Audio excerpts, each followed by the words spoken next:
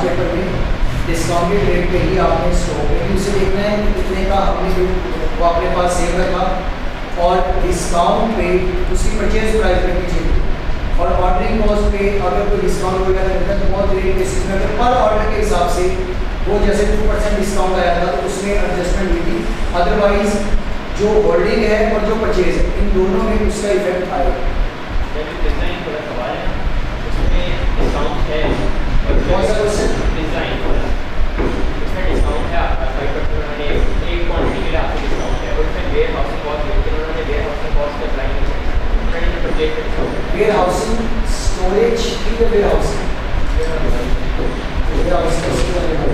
का तो आपको अलग से नहीं है, तो स्टोरेज कॉस्ट आएगी स्टोरेज की, उसमें वो डिस्काउंट आएगा कि कितने रुपये वाले कितने के डिस्काउंट वाले आपने स्टोर। पार्ट बी इस चैप्टर का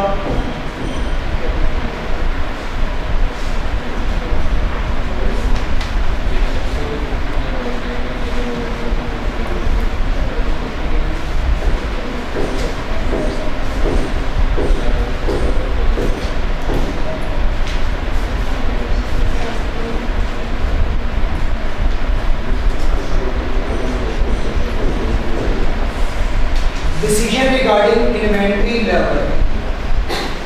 हमने दो हिस्सों में इस चैप्टर को बांटा था कि दो तरह के हम डिसीजन करेंगे और जब डिसीजन दो तरह के करेंगे तो उसके लिए हमें कुछ सुटेबल ऑप्शंस को कंपेयर करके कोई एक सिलेक्ट करना होगा कि कौन सा ज़्यादा हमारे लिए बेनिफिशियल है।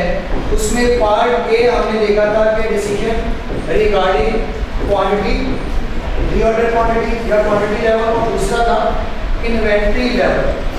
के इन्वेंट्री लेवल के अंदर मैंने स्टार्ट में भी बताया है कि इसके अंदर ये होगा कि हमें कब यूनिट्स मंगवाने होंगे और जितने मंगवाने होंगे ये हम ऑलरेडी पढ़ चुके हैं। इसके अंदर एक चीज़ है कि आपको EOQ फाइंड नहीं करना पड़ेगा, गिवन होगा कि कितने यूनिट्स मंगवाने हैं और इसमें एनुअल डिमांड भी आप लोगों को गिवन होगा। बाकी आपको ये देखना है कि वो मंगवाने कितने यूनिट्स हों, मतलब कब मंगवाने होंगे, कितनी क्वांटिटी मंगवानी ये पड़ चुकी है, कब मंगवाने होंगे ये हमने इसमें डिस्कस करना है। ये आसान टॉपिक हाँ, लेकिन पिछली 3 से 4 अटेम्प्ट में जो इससे क्वेश्चन आ रहा है उससे लग रहा है कि ये उससे थोड़ा सा डिफिकल्ट है। आसान लेकिन पिछली 4 अटेम्प्ट की निस्बत ये थोड़ा सा डिफिकल्ट है। इसके अंदर अगर हम सिंपल बात करेंगे इन्वेंट्री लेवल, घर में अगर हमने कोई चीज़ मंगवानी है, चीनी ही मंगवानी है, तो क्या जब चाय बनाते हैं तब लेके आते हैं या पहले से पड़ी होती है? पहले से पड़ी। तो पहले से कितनी ज़्यादा पड़ी होती है कि जो हम पूरा साल इस्तेमाल कर लें? कितनी बड़ी होती है? तो ये 1 हफ्ते की, 15 दिन की, 1 माह की, बजट के अकॉर्डिंग जिसका वीकली है वो वीकली बनाता होगा, जिसका मंथली है वो मंथली। लेकिन 1 साल वाला भी जो बजट बनाता होगा तो वो भी मंथ के हिसाब से लेके आता होगा। अब अगर आपने फॉर एग्जाम्पल चीनी ही मंगवानी है, उसमें सबसे पहला क्वेश्चन ये कि मंगवानी कब है? जब चाय बनानी है तब या उससे पहले? उससे कितना पहले? इतना के आने से पहले तक पहली पड़ी हुई खत्म ना। अगर उससे पहले मंगवा ले तो मसला तो कोई नहीं, मसला तो होगा ना कि ला के पहले रख ले और पहले भी पड़ी हुई है तो फिर फायदा क्या हुआ कि हम ला के पहले रख लें। अगर आपको ज़्यादा सस्ती ही दिख रही है तो बिल बहुत सारी ले फिर ला के रखेंगे तो स्टोरेज कॉस्ट भी रखेंगे, अलग से गोडाउन भी लेंगे या स्टोर रूम लेंगे या घर का एक कमरा खाली करेंगे, एक पोर्शन खाली करेंगे जहाँ पर चीनी पड़ी हुई है। ऐसा होगा कि नहीं? इसके अंदर हमने ये देखना होगा कि हमने वो बताया होगा मंगवानी कितनी है, वो पहले निकाल चुके हैं। मंगवानी कितनी है ये साल के शुरू में पता है, मंगवानी कब कब है ये हमने इसमें देखा। और मंगवानी तब है जब पहली खत्म होने वाली हो पता हो कि ये इतने दिनों में पहुंच जाएगी, तो बस अगर 3 दिन में पहुंचेगी तो हमने 3 से 4 दिन की पड़ी होगी तो हम ऑर्डर प्लेस कर देंगे ताकि ये खत्म होने से पहले वो आ जाए। भगवानी कितनी है, मैंने कहा ये क्वेश्चन के अंदर उसने बताया। इसके अंदर कुछ फॉर्मूलाज होंगे, लेकिन फॉर्मूला से पहले एक डायग्राम से समझते हैं, समझ आए तो ठीक है, ना आए तो उस रास्ते से बढ़ेगा, वो सीरियस होगा। डायग्राम नोट करनी हो तो कर लीजिएगा, वरना बनाने तो हमने फॉर्मूलाज हैं और करने फॉर्मूला से ही है।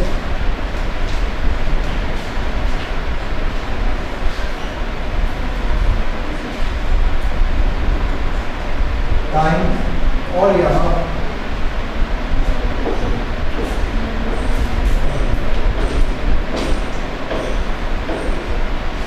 इन्वेंट्री लेवल या इन्वेंट्री बैलेंस कह सकते हैं, जो बची पड़ी होगी, और ये टाइमलाइन है, मतलब कि टाइम के अकॉर्डिंग।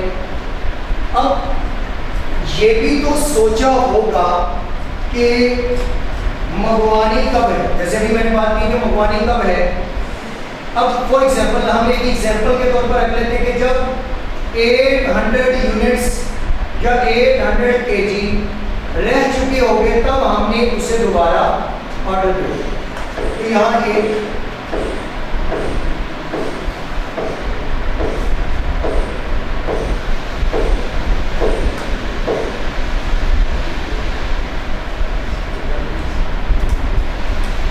यानी कि 800 केजीज रह जाएंगे, तो ये वो पॉइंट होगा जहां पर हमने दोबारा ऑर्डर देना होगा, यानी कि री ऑर्डर लेवल। इसे इन्वेंट्री लेवल भी कहते हैं। री ऑर्डर लेवल पे हमने दोबारा ऑर्डर कब देना है, जब इस लाइन पे आएंगे हमने उसे कि इस लाइन तक हमारे पास एक एवरेज इन्वेंट्री पड़ी है, जब हमने री ऑर्डर लेवल मतलब कि दोबारा उसे कॉल करनी है, या हमारा ये री ऑर्डर लेवल है कि अब हमने इसे दोबारा ऑर्डर देना है। और ये डिसाइड होता है एवरेज इन्वेंट्री, मतलब कि एवरेज इन्वेंट्री जब कितनी रह जाएगी तो हमने क्या कर देना है, उसे दोबारा ऑर्डर दे देना। वो डिसाइड करेंगे वो मिनिमम कितनी रखेंगे या मैक्सिमम कितनी होगी। अब जब पहली दफ़ा मंगवाएंगे यूनिट्स, तो क्या कुछ पहले ऑलरेडी पड़े होंगे, पहली दफ़ा अब घर में चाय बनाने लगे, घर में आप बनाया है, चाय बनाने लगे हैं और पहला दिन है तो पहले तो चीनी पड़ी होगी, लेके आएंगे, क्या उस दिन से अब उतनी लेके ठीक है कि 20 रुपए की ले आए, चाय टाइम की बनाते हैं पीते, उसके बाद जब दोबारा बनानी होगी फिर ले आए। पता है कि घर में वीक में जो है वो तकरीबन 8-10 केजी जो है वो शुगर इस्तेमाल हो जाए, तो आप उसी के हिसाब से ऑर्डर दे देंगे। निशेरों का घर होगा भाई, तो 8-10 एक बात है कितनी क्या गर्मी, तो गर्मी है कमीशन बना के पीते होंगे, लाजमी चाय में थोड़ी इस्तेमाल होती है। बच्चे होंगे घर में, किचन में जाते होंगे, चावल के साथ मिक्स किए, चीनी के साथ ये में डाले वर्टिकल से, ऐसा होता है। चीनी के साथ पत्ती भी मिक्स करके, बचपन सबका गुजरा हुई ये चीज़। अब जब फर्स्ट टाइम लेके आए होंगे तो हमने कोई एक डिसाइड किया था कि इतनी हम केजीज लेके आएंगे। फॉर एग्जाम्पल काजी के 1000 केजी ले हम ले आए और ये यहाँ तक होगी स्टार्ट फर्स्ट। अब आहिस्ता आहिस्ता वो इस्तेमाल होती रही होगी। इस्तेमाल होने के बाद इस पॉइंट पे आने के बाद हमें क्या करना है, ऑर्डर देना है। अब ऑर्डर देंगे तो ऑर्डर ये देखना होगा कि कितने दिन के अंदर पहुंच आएगा। अब उतने दिन की पड़ी होनी चाहिए। अब कितने दिन का पहुंच, मतलब 3 दिन लगेंगे, 4 लगेंगे, 5, 7, एक एवरेज टाइम होगा जो कि डिलीवरी टाइम होता है कि आपने ऑर्डर दिया और आप तक आने के लिए जो उसे टाइम लगेगा। ऑर्डर प्लेस करने से आपके घर तक पहुंचने के लिए उसे जो भी टाइम लगेगा उसको कहते हैं लीड टाइम। ये अपनी लैंग्वेज में लीड टाइम क्या होगा। ऑर्डर प्लेस करने से ऑर्डर पहुंचने तक का टाइम लीड टाइम कहलाता है।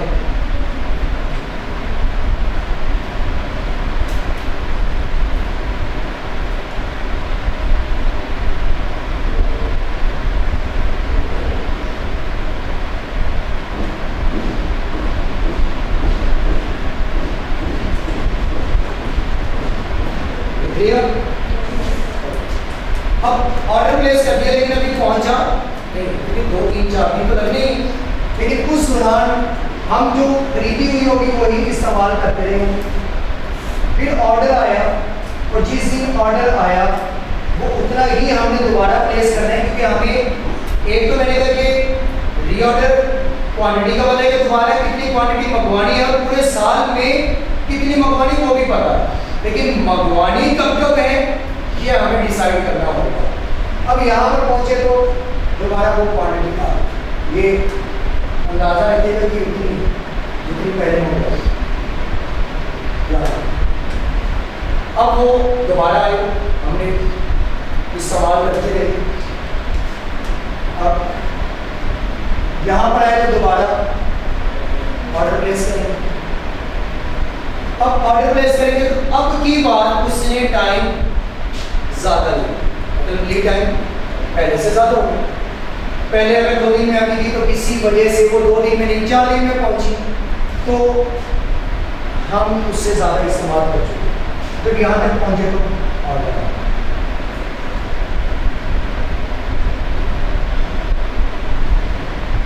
इसके बाद फिर हमने इस्तेमाल की, यहाँ पर उसे ऑर्डर दे दिया कि भाई एक रीऑर्डर ले, हमने यहाँ पर आगे ऑर्डर दे दिया कि भाई प्रोडक्ट ले, चीनी ले, वेले बैठे थे वो भी उन्होंने कहा और 1 दिन का टाइम लगा वो हमें हमारे पास आ गया।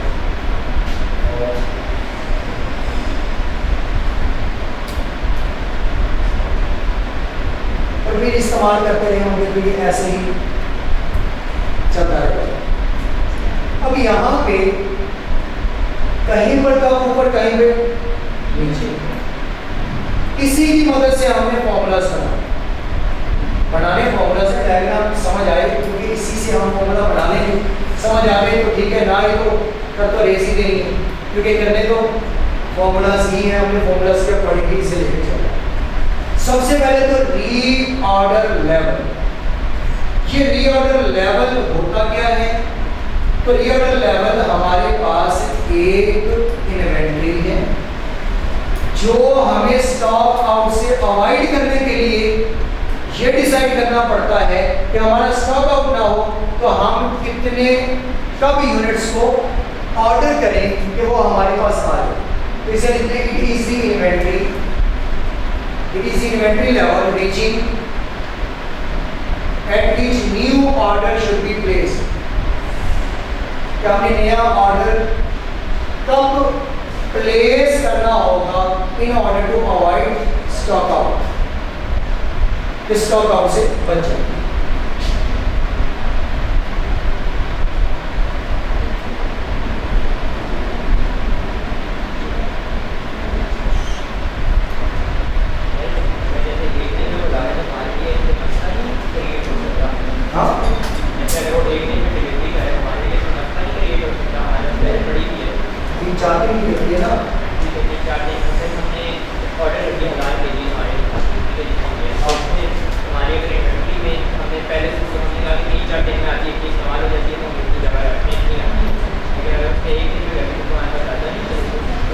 हिसाब से अगर ये सोचने के ज़्यादा है कि फैक्ट्री में ये सोचने के ज़्यादा मौका है डेली का यूज़ भी इतना ज़्यादा है।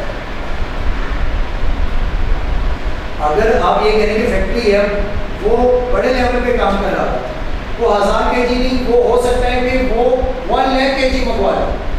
तो भाई अगर वो 1 लाख kg मंगवाएगा तो कोई 2-4 दिन एडवांस ही मंगवाएगा ना, तो मतलब डेली का उसका यूज़ भी तो 25-30 के 1000 kg होगा कि नहीं होगा, तो वो उतना हो ही जाएगा। मैं ये कह रहा हूँ कि अगर पूरे साल की एक साथ मंगवा के रख लें घर के हिसाब से, एक घर वाला पूरे साल की मंगवा के रख ले, ये भी वैलिड है। फैक्ट्री में अगर वो पूरे साल की एक साथ मंगवाएगा तो वो पता है कितने कंटेनर्स मंगवाए, तो भी वैलिड नहीं। वो उतनी मंगवाए कि जो उसे पता कि लीड टाइम के अंदर अंदर पहुंच जाएगा। मैक्सिमम कितना ले लेगा? 6-7 दिन, मिनिमम 2-3 दिन, रेट में तो आ ही जाएगी ना, इतना तो जगह होगी तो। अच्छा, रीऑर्डर लेवल। अब जब रीऑर्डर लेवल पे एक ऐसा पॉइंट इन्वेंटरी का जहां पर हमने स्टॉक आउट से बचने के लिए उसे ऑर्डर देना होगा, उसे कहते हैं रीऑर्डर लेवल। तो मैंने लिखवा लिया। अब रीऑर्डर लेवल हम इसमें फॉर्मूलाज की बात करें, लिखवाएंगे आप ही, क्योंकि यहाँ से बातें पूछूंगा तो उसी से फॉर्मूला से निकल आएंगे। तो पहला फॉर्मूला लिखेंगे रीऑर्डर लेवल।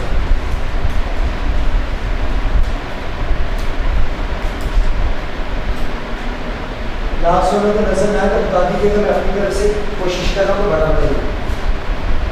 रीऑर्डर लेवल, अब रीऑर्डर लेवल में दो केसेस में मैं इसे डिफाइन करूंगा। Case 1,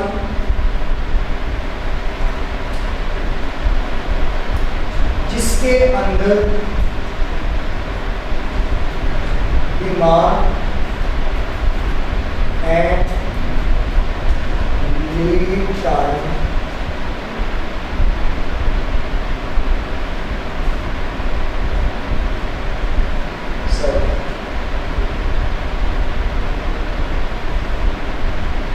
demand